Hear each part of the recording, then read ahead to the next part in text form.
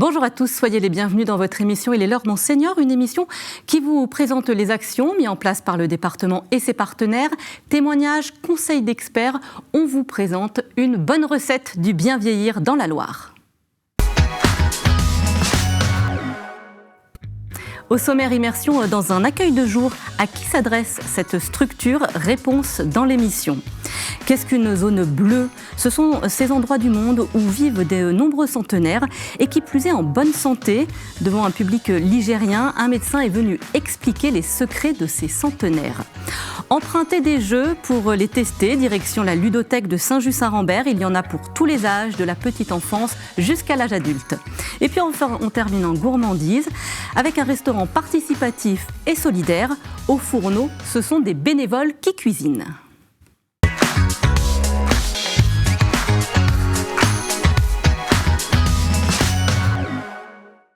En quoi consiste le dispositif d'accueil de jour? Nous vous proposons une immersion dans une structure à Saint-Chamond. Quel est son rôle? Qui peut en bénéficier? Explication dans ce reportage. C'est une structure idéale pour nos seniors porteurs de troubles cognitifs. Encadré par un personnel de santé, l'accueil de jour propose des animations pour rompre l'isolement, faire de la médiation cognitive et permet de soulager les aidants. Nous, on est ouvert techniquement du lundi au jeudi. On les accueille une fois par semaine ou alors deux pour certains de nos participants qui sont là 2 fois par semaine. On accueille un groupe de 12 personnes. C'est forcément des personnes avec des troubles cognitifs, maladie Alzheimer ou apparentée, donc ça peut être du Parkinson, des maladies vasculaires. Et de 10h à 17h, en fait, on alterne des activités dites cognitives pour justement faire travailler cette mémoire. Et ces temps d'activités cognitives sont entrecoupés par des moments de repas partagés, de temps conviviaux, parce qu'on a remarqué que rompre l'isolement, ça aidait en fait à maintenir les capacités. C'est bien, c'est sympa, et puis on voit du monde. Ils sont tous gentils, c'est vrai, hein, toutes les infirmières. Enfin, c'est souvent qu'il y a des activités, on est bien, on est très bien. Je vais vous faire une photo et vous allez essayer de me dire qui c'est. Ces animations, elles servent à maintenir au niveau cognitif pour les participants qui viennent nous voir, pour essayer de faire en sorte que cette maladie, elle ne prenne pas trop le dessus et qu'il reste au maximum à domicile avant d'entrer vraiment en EHPAD. Vous êtes trop gentil. On a aussi une dynamique de préparer aussi le placement en mettant du tiers, en mettant de l'institution, voilà, en rompant un peu cet isolement à domicile. Et c'est vrai que ça fait préparer du coup derrière les placements. Parce que j'ai la maladie d'Alzheimer et mon mari m'a soignée, mais il ne pouvait plus. On essaie de diversifier, on fait des choses cognitives, des choses manuelles aussi. Il y a des moments, elles ont des chansons. Et puis, elle demande ce que c'est et si on peut chanter. Ou alors écrire, enfin beaucoup de choses. Et ensuite, il y a d'autres dispositifs d'aide dans la région. Il y a d'autres accueils de jour sur Rive-de-Gier notamment. Et il y a surtout aussi des haltes répit où on peut accueillir du coup les participants à la demi-journée. Voilà, sur un accompagnement plus individualisé. Et on a aussi une parenthèse avec qui on collabore beaucoup et qui propose un accueil répit. Pareil sur la journée. Je me sens formidable quand je viens là. Voilà, c'est le bonheur. Vous voulez construire, vous souhaitez peut-être réhabiliter votre logement ou bien réaliser un aménagement extérieur. Eh bien, sachez que le département de la Loire met à votre disposition des architectes conseils pour vous accompagner dans vos projets. C'est un service qui est entièrement gratuit et c'est sur rendez-vous. Pour parler de cette assistance architecturale des particuliers, je reçois comme invité Clément Dubosc. Vous êtes architecte conseil et vous êtes missionné par le département de la Loire. Quel est votre rôle, vous, en tant qu'architecte, auprès de nos Ligériens ? Bonjour. Alors, moi, mon rôle, c'est de porter conseil à tout type de public, principalement donc les particuliers et les communes. Donc, pour les particuliers, on a des permanences et c'est des conseils très, très généraux, très variés. Alors, on va rentrer dans ces questions que les Ligériens vous posent. Ça peut être lié à la rénovation, à la construction ou bien encore, je le disais, à l'aménagement intérieur ou même extérieur, tout type de questions ? Oui, ça peut être aussi du juridique, sur de l'extension, de l'aménagement intérieur. C'est vraiment très varié. On est des généralistes, on va dire. Des généralistes. Et après, si on a des questions un petit peu plus précises, c'est vous qui nous envoyez vers des spécialistes, des organismes un peu plus spécialisés dans des questions bien particulières? Oui, effectivement, on peut vous rediriger pour des demandes de subventions, sur des dossiers, des organismes particuliers. On peut vous rediriger là-dessus, oui, effectivement. Alors, je vais prendre un exemple concret, Clément Dubosc. Une personne âgée a une salle de bain qui est un petit peu vieillissante. Cette personne âgée a peut-être un petit peu du mal à se déplacer. On a besoin de sécuriser. On ne sait pas comment faire, on ne sait pas vers qui se retourner. Est-ce que vous êtes le bon interlocuteur? Alors, on va essayer. L'idée, effectivement, c'est d'avoir le maximum de documents apportés lors de l'entretien. Donc, c'est des entretiens d'1 heure à peu près, en permanence. Avec ces documents, on va essayer de proposer un croquis d'aménagement, de donner des notions de normes, d'espace, de difficultés techniques éventuellement, suivant ce qu'on aura comme élément. Alors dans le cas, ça va être l'aménagement de la douche, l'aménagement du carrelage, les types de matériaux, les dimensions qu'il faut, la lumière, l'espace, des choses comme ça, les normes sur l'électricité. On va parler un petit peu de choses très variées. Est-ce que vous nous donnez des adresses, des artisans ou pas? Alors, on ne peut pas donner d'adresse d'artisans parce qu'on ne peut pas en privilégier certains et pas d'autres. On va donner éventuellement une liste de types de lots d'artisans.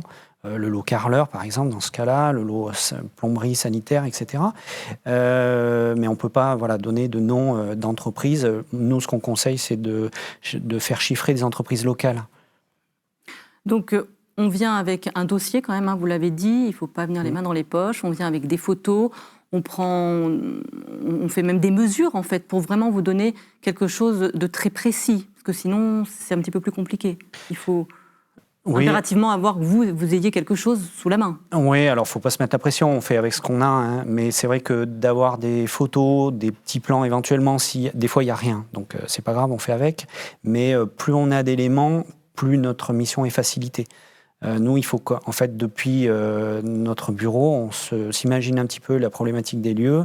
Donc, c'est vrai que si on a des plans, des photos, un cahier des charges éventuellement, ça c'est très bien pour nous. Ouais.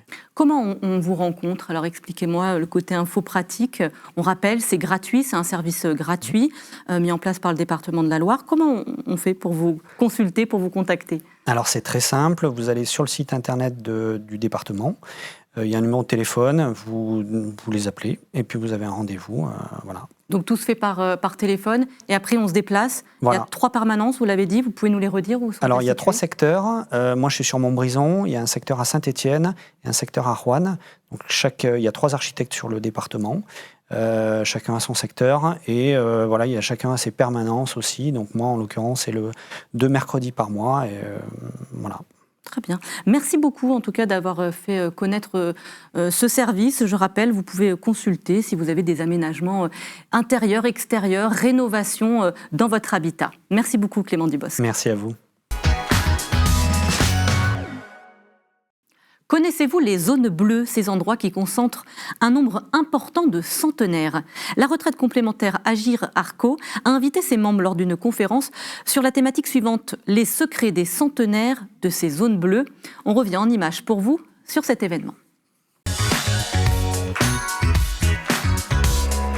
On peut espérer arriver à 90-100 ans en forme.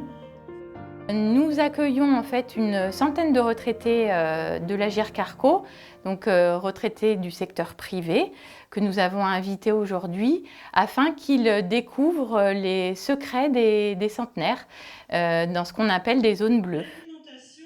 Nous sommes à la salle de la Parenthèse à Renaison, une belle salle qui nous a été mise à disposition par le CCAS avec qui nous sommes partenaires de cette action. Il existe dans le monde d'intrigantes zones bleues où l'on recense un taux record de centenaires en bonne santé. Mais alors qu'en est-il de notre pays et plus précisément du département de la Loire? Fait-il partie de ces incroyables lieux où l'espérance de vie atteint des records?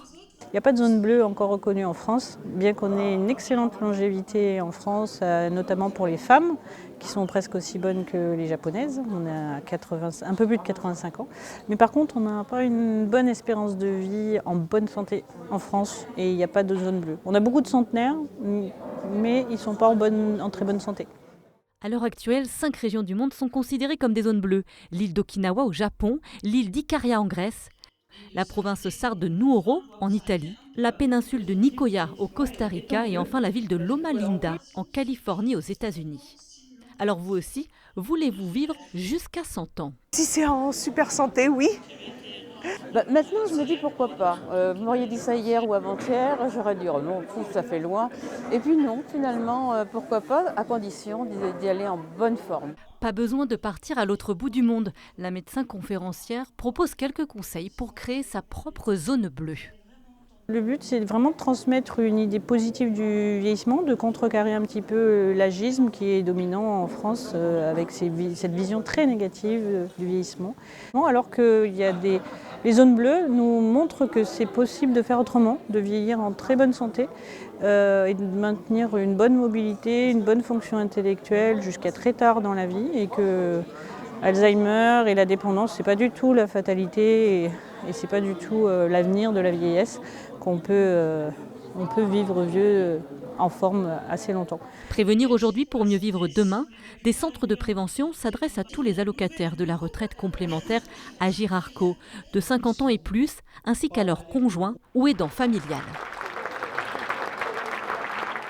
Avez-vous entendu parler des espaces France Service? Savez-vous à quoi ils servent et où les trouver? Eh bien, pour en parler, on va en discuter avec Marie Molin. Vous êtes coordinatrice inclusion numérique au sein de France Service, de la communauté de communes Forêt-Est. Bonjour et merci d'avoir accepté notre invitation. D'abord, qu'est-ce que c'est que France Service? Depuis quand ça existe? Alors, France Service, ça a été créé en janvier 2020. Ça prend la suite d'autres labels précédents qui étaient les maisons de service au public ou relais de service public encore avant. La volonté, ça a été de renforcer la présence du service public pour les usagers, les habitants, avec un objectif que chaque habitant puisse avoir une France Service à moins de 30 minutes de son domicile au départ. Donc pour aider dans tout ce qui est démarches administratives en lien avec 12 partenaires nationaux identifiés qui sont les caisses de sécurité sociale, les impôts, Pôle emploi. Donc on a besoin d'un accompagnement. Les conseillers de France Service sont là pour nous accompagner, nous les citoyens. Vous l'avez dit Marie Molin, dans les démarches administratives, mais c'est large les démarches administratives. Dans quel type, dans quel genre de démarches? Alors on accompagne dans toutes les démarches qui sont liées à nos 12 opérateurs officiels dont je parlais tout à l'heure. Notamment, on peut aider à faire une carte grise, un permis de conduire, une pré-demande carte d'identité. On aide aussi beaucoup sur les demandes de retraite. Les simulations de droit à la CAF pour les aides au logement. On peut faire aussi les demandes de complémentaires santé solidaire pour la sécurité sociale. Dernièrement, on a des nouveaux opérateurs qui ont intégré le bouquet pour tout ce qui est rénovation du logement. Quand on fait des travaux, on change son mode de chauffage, on isole sa maison. On peut faire des demandes d'aide, de subventions. Et tout ça, ça se fait par Internet. Donc on a été identifié, fléché pour aider les gens là-dessus. Et puis, on peut aussi accompagner sur les démarches en lien avec l'URSSAF pour tout ce qui est aide ménagère à domicile. Quand on emploie quelqu'un à domicile, il faut faire les bulletins de paye, etc. On aide aussi là-dessus maintenant. Je pensais que c'est pour tout le monde, en fait, qu'on soit jeune, actif ou bien à la retraite, senior. C'est vraiment destiné à tout le monde. C'est ouvert à tous, oui, complètement. Et d'ailleurs, on n'a pas de filtre géographique dans nos structures. Donc n'importe quel Français peut se rendre dans n'importe quel France Service, là où il se trouve, en fonction du moment où il en a besoin. Ce qui est très important, c'est que c'est totalement gratuit. Oui. Ça, c'est important de le dire. Tout à fait. Au niveau départemental, ça rayonne, ces espaces France Service, ça rayonne du sud au nord. Dites-nous un petit peu comment vous êtes répertoriés. On a des France Service sur tout le département. Maintenant, on a même une France Service à moins de 20 minutes de chaque habitant. Donc ça part de la Pacaudière jusqu'à Bourg-Argental. Et il y a plusieurs structures, collectivités qui portent ces France Service avec le soutien financier de l'État, notamment Saint-Étienne Métropole, la communauté de communes de Forêt-Est dont je fais partie, Loire-Forêt Agglomération, mais aussi le Rouennais. Enfin, voilà, on en a vraiment sur tout le territoire. Vous pouvez nous donner l'adresse pour savoir où vous trouvez notre France Service le plus proche? C'est l'adresse... Alors, vous tapez sur Internet franceservice.gouv.fr et vous tombez sur le site officiel avec toutes les France Service en fonction de là où vous habitez. Très bien. Il y a différents types de structures. Il y en a 3, me semble-t-il. Est-ce que vous pouvez nous les présenter? Oui. Et voilà, c'est destiné à qui exactement? C'est quoi? C'est en fonction de quoi, en fait, ces structures? Alors, les 3 types de structures, c'est qu'on peut avoir une France Service fixe, c'est-à-dire qu'on est sur un local identifié, toujours au même endroit. On peut être sur des France Service multi-sites où là, on va se déplacer sur 2, 3 communes. Un peu le plus, ça paraît plus compliqué, mais ça arrive. Et la troisième modalité, ça va être les bus France Service, qui eux vont vraiment se déplacer sur un territoire dans sa globalité, sur toutes les petites communes pour aller vraiment en proximité des personnes qui ont peut-être parfois une mobilité réduite. Donc c'est vraiment destiné à tout le monde, on le répète, c'est gratuit, ça s'appelle les espaces France Service, c'est sur tout le département de la Loire. Vous avez dit combien il y avait d'espaces à peu près ? Il y en a 25 du coup labellisés sur le département actuellement. Merci Marie Molin de nous avoir expliqué à quoi servent ces France Service, ces espaces qu'on retrouve partout sur le territoire ligérien et destinés bien sûr à tous. Merci à vous. Merci. Je vous propose à présent de découvrir un lieu où l'on peut s'amuser, mais également emprunter des jeux. La ludothèque de Saint-Just-Saint-Rambert a ouvert en 2020 pour le plus grand bonheur des enfants, mais pas que, vous allez voir. Là-bas, vous pouvez découvrir des jeux de construction, des jeux de société et bien d'autres, tout en les empruntant, mais on peut aussi jouer sur place.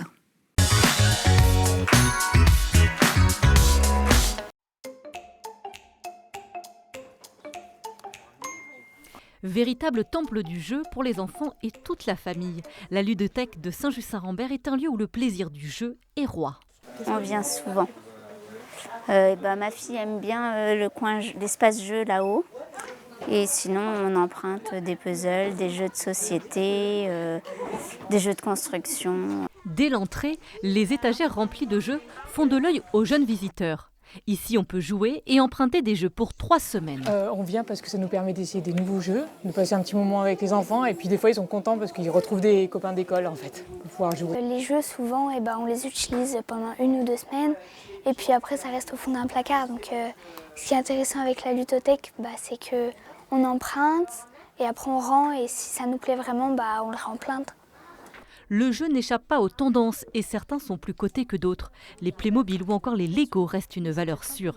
Le puzzle, les jeux de société ou encore les jeux d'imitation fonctionnent très bien aussi. Donc nous, notre mission, c'est vraiment ça, d'acheter une diversité d'objets qu'on va mettre à disposition, soit en jeu sur place, soit pour l'emprunt. En faisant attention à ce que tout le monde ait un objet avec lequel il pourrait éventuellement partir. Donc nous, on ne réfléchit pas en termes d'âge, mais plus en termes de compétences nécessaires pour s'en servir. Et pour ça, on va interroger un petit peu les personnes, voir ce qui leur plaise, savoir si les personnes ont un certain handicap ou une déficience, des choses comme ça. Et c'est des données qu'on va prendre en compte pour pouvoir trouver un jeu qui est adapté. Nous, l'idée, c'est vraiment que la personne joueuse soit vraiment en autonomie face à l'objet qu'elle a en main. Cette grand-mère vient régulièrement avec son petit-fils emprunter des jeux. Pour elle, c'est un moyen de réaliser quelques économies. Le fait qu'on puisse emprunter des jeux, de grands jeux qui, dans le commerce, coûtent extrêmement cher et que je n'aurais pas l'occasion d'acheter, La ludothèque se déplace et fait aussi jouer les résidents en EHPAD. On n'est jamais trop grand pour jouer à quoi que ce soit. Nous, on intervient par exemple pas mal dans les EHPAD, les unités Alzheimer et tout, on y propose des animations. À titre d'info, moi la personne la plus âgée que j'ai fait jouer avait 102 ans. Voilà, ça nous laisse une petite marge encore pour jouer. La ludothèque de Saint-Just-Saint-Rambert est ouverte et gratuite à tous les habitants de Loire-Forêt Agglomération. Pour les autres habitants, il faudra débourser à l'année 15 € par enfant, 30 € par adulte. C'est un restaurant participatif et solidaire qui se trouve à Chazelles-sur-Lyon. La Popote, c'est son nom. Au fourneau, ce sont des bénévoles du centre social L'Équipage qui font tourner le restaurant épaulé par une animatrice. Situé au cœur de la commune, il est ouvert 3 jours par semaine, les mardis, les jeudis et les vendredis. Nous vous emmenons dans les coulisses de la cuisine.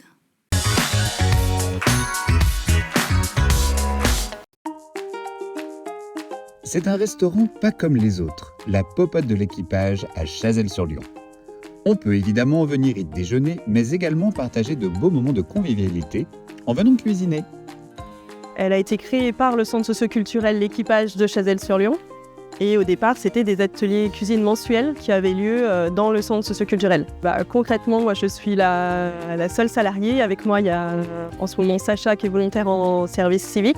Et sinon, les autres personnes, c'est des bénévoles qui viennent chaque matin dès 9h pour cuisiner et ces personnes viennent en fonction de leur disponibilité, de leurs envies.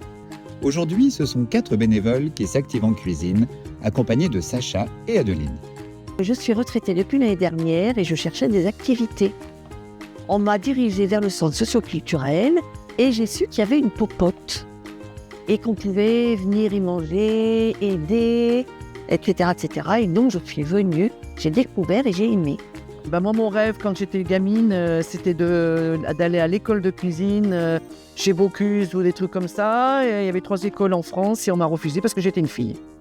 Parce qu'en ce temps-là, on refusait les filles. Mon rêve, c'était d'avoir un petit restaurant avec une dizaine de tables, 10-12 tables, voilà, pas le gros truc. D'abord, je suis venue manger, donc ça m'a inspirée. Je trouvais que c'était bon à chaque fois. C'était vraiment bon.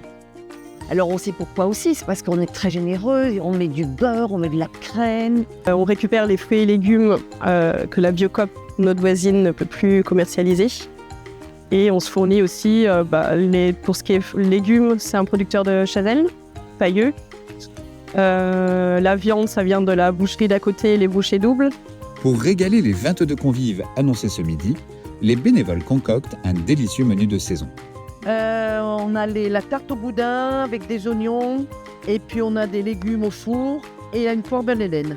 S'occuper d'un restaurant, même associatif, peut donner parfois quelques sueurs froides. Oui, des personnes qui devaient venir et qui ne sont pas venues, et d'autres qui sont venues et qui ne devaient pas venir. C'est cocasse. Ouais. Ah oui. Oui, ça arrive. Oui. Alors si vous souhaitez donner un coup de main en cuisine ou profiter d'un bon repas, pensez à vous inscrire. Bon appétit! Des idées de bons plans pour cette fin d'année, je vous propose d'écouter les sorties, c'est l'heure de l'agenda.